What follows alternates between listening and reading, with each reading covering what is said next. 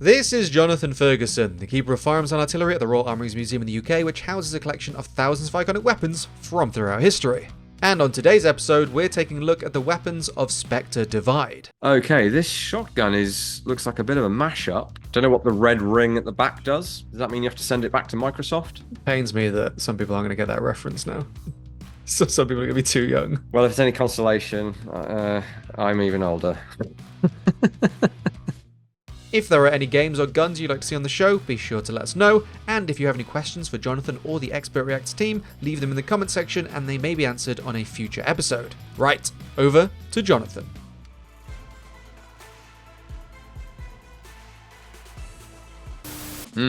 Right away, that's a bit strange. Looks like an integral suppressor. Now it is, you mentioned Ruger Mark IV. It is reminiscent of, so you can see the shape of the bolt. It has an internal bolt, not a slide. So this is the modern incarnation of those tubular Ruger pistols. Threaded protector there, you can put your suppressor on the end. Now the grip frame on this, the real Ruger Mark IV, is a 1911 adjacent design. Certainly the grip angle, the grip panels, you look at it and go, oh, it's quite 1911. What they've put on this pistol is clearly a Glock frame, complete with the disassembly tabs there, which on this wouldn't appear to do anything, but they're still there. So they've kind of copied a Glock frame and kit bashed it, as it were. Although it isn't really a kit bash, because I don't think the upper is actually directly lifted from a real gun, but it is reminiscent of the Ruger.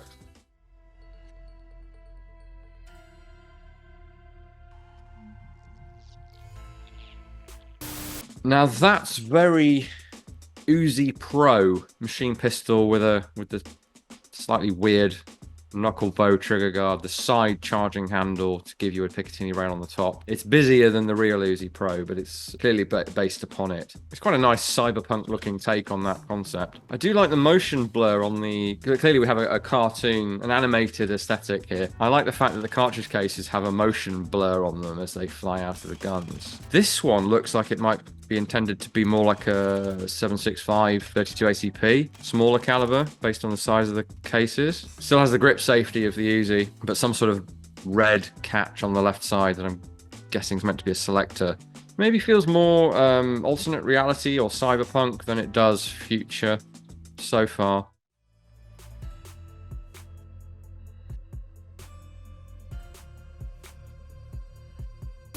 Okay, this thing is pretty Caesar Scorpion Evo inspired, but the top half looks more reminiscent of an AK base, like the PP19. You know, an AK-esque reload there. I like the sight.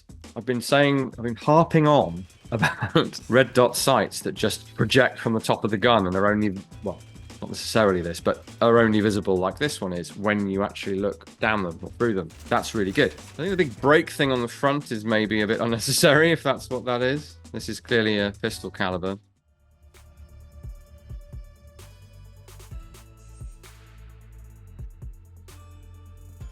Oh, that's weird. Very weird. Double-barreled revolver. Doesn't look like there's a way to feed the bottom barrel. Sorry, not feed. Doesn't look like there's a way to align a chamber with the bottom barrel. Unless it isn't a bottom barrel, but that's what it looks like. I'm not sure about the apparent polymer cladding on the trigger guard either. That looks a bit redundant to me. Actually, yeah, I don't think that is a barrel on the bottom. I take that back. It's modeled just like the barrel, except for the muzzle. We are thumb cocking this thing every time as well, by the look of it, which is curious. No reason why it couldn't be double action. Or does it fire in both modes? As far as I can tell, it just has the one firing mode.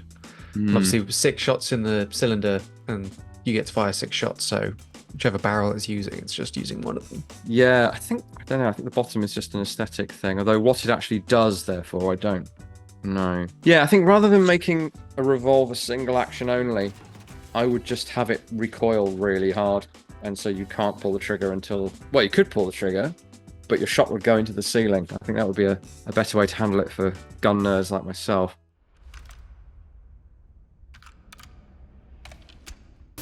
Is it you who's fitted 4 sights to this? No, I'm not responsible for that. Oh, okay. That is the game. So it's meant to look like that. Yeah, that's default. That's very odd. Genuinely looks like someone's mounted 3 reflex sights and a scope to this for funsies. That looks like quite a sort of evolved present day design style, although the buttstock's a really bizarre design, and I'm not seeing how that would fold or slide, or yeah, maybe a little busy at the back there. The negative space at the back reminds me of one of these chassis-based sniper rifles, but this is a self-loading design, which makes that a bit unnecessary. That should probably be an enclosed bolt. The reason for that on a bolt action, modern bolt action, is that you actually need space for the bolt to come back out of the gun, because that is the back of the gun. It's just that you have a stock coming behind it.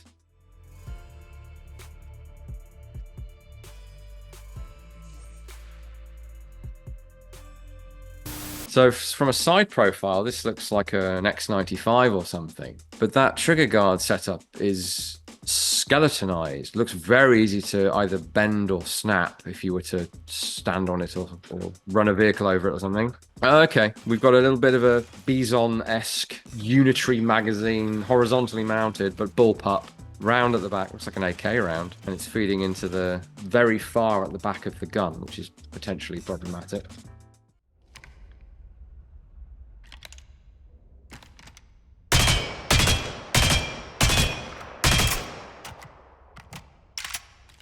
So this thing, the Trident, is clearly an AK.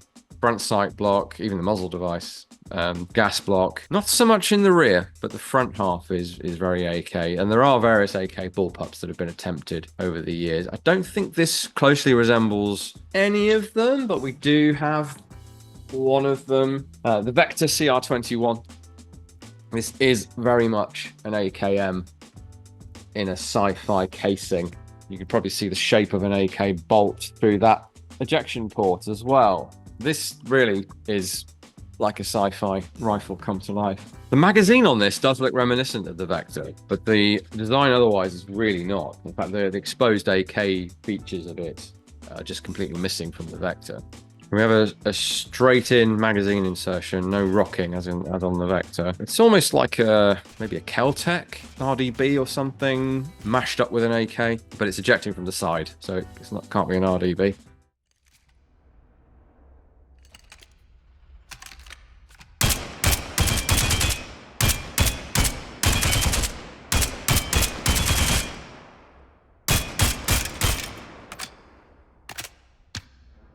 Okay, we knew it was coming, and here it is. So this is the futuristic AR, or, well, more like AR-18 derivative, I think. Definite shades of AR-15 in the lower receiver, but it's quite blocky. Well, we definitely have the M4 type buffer tube buttstock arrangement, even with the sort of castellated nut, the castle nut is what it's called, that attaches the buffer extension. That's discernible from even with these deliberately lo-fi graphics. The big difference is that the handguard is lacking in attachment, in M-lock. Let's be honest, it's probably going to be M-lock at this point. Slots, which is not a problem if there's some other way of attaching accessories. It is a problem for cooling, though, because those slots do double duty. They're for attaching bits of rail to attach accessories, and they're also for cooling purposes. So this thing looks like it would get really hot. Very much an AR-15 charging handle arrangement, though. They haven't gone for side charging. Probably an oversight, even in this day and age. There's a reason the XM7 has both. It was designed with a side charging handle, and then feedback resulted in it regaining an AR-15 charging handle at the rear, or AR-10 if you prefer. I'm not sure why, in a world where we have projected red dot sights, or not red dot, but reflex sights, holographic sights, why we would need one that has such robust framing on it, especially as there appears to be no glass actually in the frame. Maybe it's a glare thing? We don't know yet how these projected sights might work if they get invented, and it's a serious problem to overcome. How on earth do you make the light you need to look at brighter than the environment you're in, especially in different environments? Some sort of framing seems likely for the foreseeable future.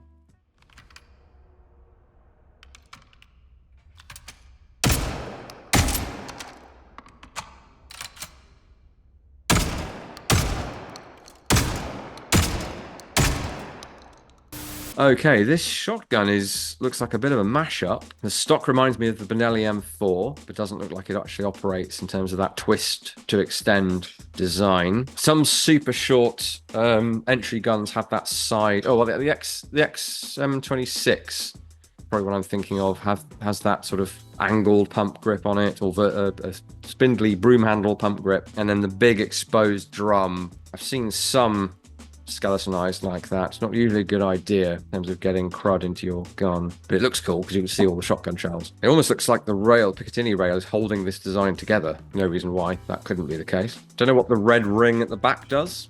Does that mean you have to send it back to Microsoft? Pains me that some people aren't going to get that reference now. So some people are going to be too young. Well, if it's any consolation, I'm even older.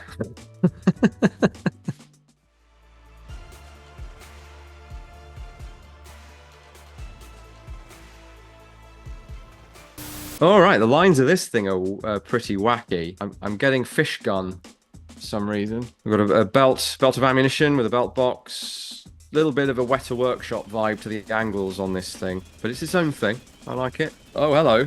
We have a... Okay. That's a new one.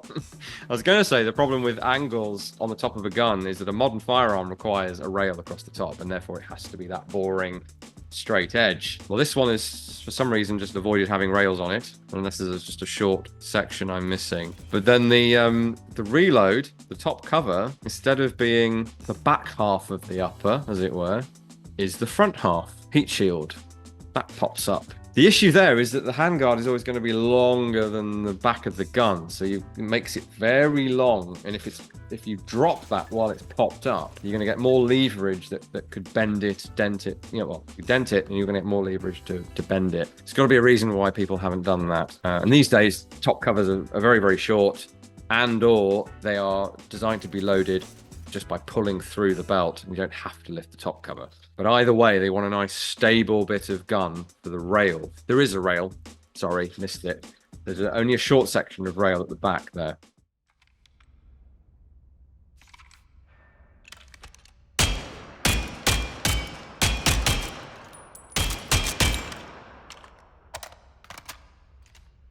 The Tempest looks a bit like a... Oh, hello. Well, this looks to be another AK-based design, or at least the front is varied. That great big long gas tube, AK gas block, but that's kind of it. Everything else looks like an HK SL8, the civilian semi-automatic G36 from 20 odd years ago now. I mean, there's clearly an aesthetic choice of AK components going into a couple of these guns, but otherwise it doesn't seem to make much sense to draw on the AK for this. I would expect an AR-18 based short stroke piston, most likely, which would give this a different look. Well, let's be honest, it would probably be just enclosed in more of that, what's probably polymer, and look less interesting. So that's probably why they've done it. Yeah, unusual game because it's using a handful of design cues from real guns and then changing up everything else, which is quite interesting.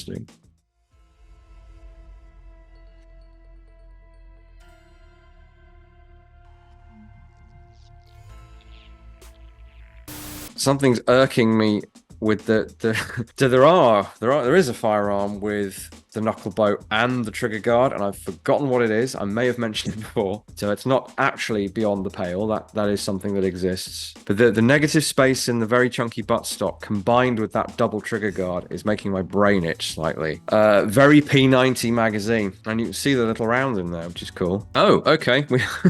We have a magazine eject thing going on. You don't have to pop it up, drag it out, it throws itself clear. It's a very long gun for mind you, this looks like the round might be longer than 5.7 by 28. That is the limitation of this magazine design, is that it makes your gun wider if you want to go longer than that cartridge case is, or you make the gun slimmer and the mag just perches on top and is wider.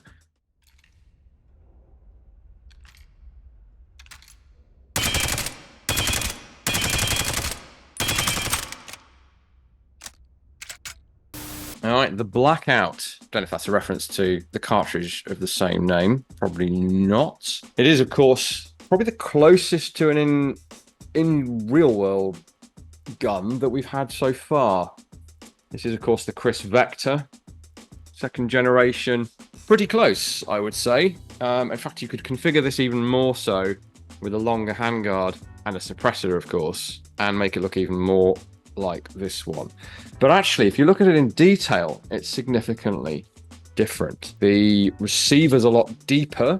The Vector has got almost nothing going on here, look incredibly slim, and then super blocky here because, of course, it has the dropping V-shaped bolt that gives it its reduced recoil impulse. Kind of implied that this has the same thing or something similar, but then I think that those rounds look like they're rifle caliber rounds, maybe 5.56, something like that. There is space, yeah, there isn't much space in there for that recoil system, so this is perhaps something different. The lower receiver on the Vector looks like a wraparound magazine housing for this thing. So again, the more you look, the more you see that's different. That feature, though, has carried over. The bolt hold open, bolt release, that has been, or something similar to that has been put on the side of this. And there's no question this is based on the Vector, but they've changed every little thing about it. The upper looks more like it's got some G36 influence in there, maybe. Buttstock is completely different. There's inspiration there from the, I would guess, one of the Magpul AR-15 grips. This is another firearm that does have a double trigger guard, effectively. You've got this bracing here, and then the actual trigger guard there.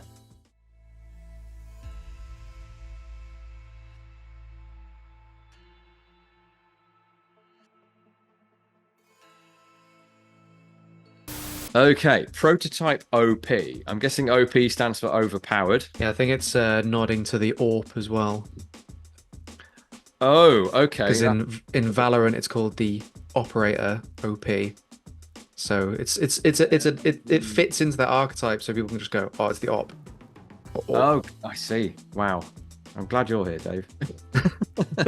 It's a very strange looking gun. It looks like it has almost a Johnson style rotary mag on the bottom of it. Weird thumbhole stock with a big jutting pointy thing on the bottom of it. And then what looks like some kind of electromagnetic acceleration system going on. I don't know. Yeah, it's like a bolt action rail gun. I was just going to say, I thought it looked bolt action, but I was discounting that because it's EM. Okay, so that is, I think it's a rotary mag, although it presents from the middle. But they are rounds. They're just rounds. They just happen to be electromagnetic in some way. They look to be cased as well, which is bizarre. Like a brass-colored bullet and a silver-colored or steel case. Are we firing all the bullet? 60% more bullet? Was that a Portal 2 reference? It was. It was.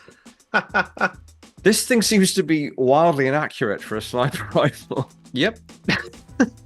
This is not many yards, and the dispersion is kind of minute of torso, and that's meant to be what, 15 yards, is it? Yeah, it's that Counter-Strike Valorant thing again, isn't it? Where as soon as you hip fire something, with the sniper rifles, it's just disappears into the angles.